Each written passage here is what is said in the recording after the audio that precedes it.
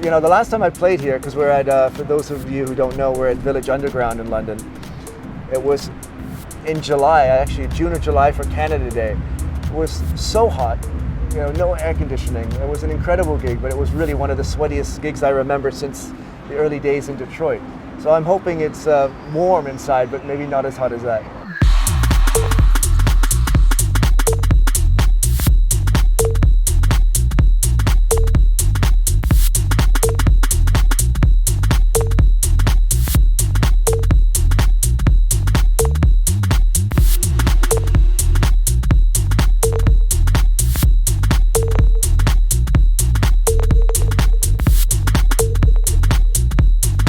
What is my definition of new horizons? Well, looking out over the city here in London could be one definition, but as electronic music for me and probably a lot of other people has always been about looking into the future of sound, of ideas, of electronics, and that continues to I think push the scene forward, and for me as an artist, push me forward.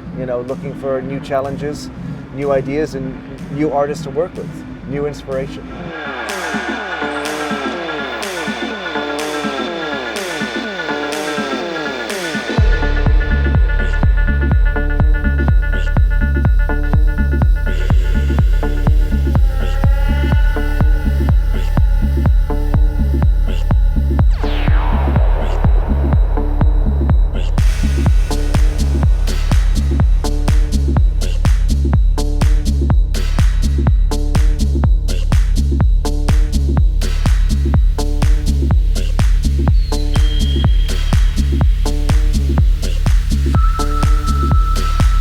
The first time I was on the cover of Mixmag, it was a completely different look. It was me with, I think I had tape on my mouth, I had plastic mens all behind me, and I had my glasses and I had no hair. So I'm glad we updated that image, and a pleasure to be back on the cover. The whole process of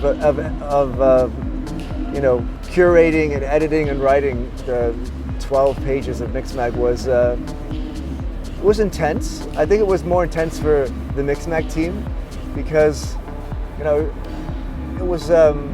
it kind of kept developing and changing up until the last minute.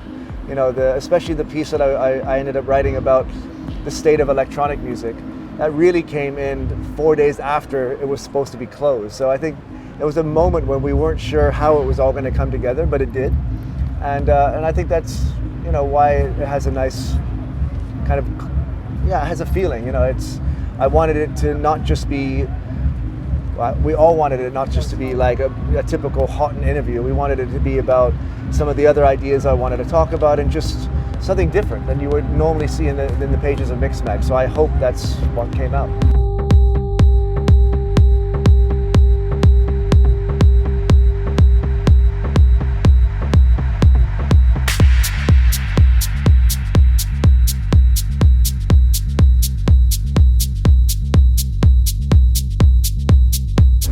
The future and looking forward, it's a reoccurring nightmare that perhaps, some people like to look, behind, some people like to reminisce, and I've never really been like that. I like to look forward, and it all harks back down to that, I remember being in a radio station in Canada, in Windsor. It was the University of Windsor radio station, and I walked in there and Derek May was there.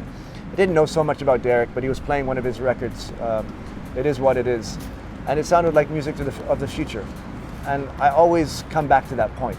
So, as a young kid, you're really impressionable, so it hit me that day, and it's stayed with me since.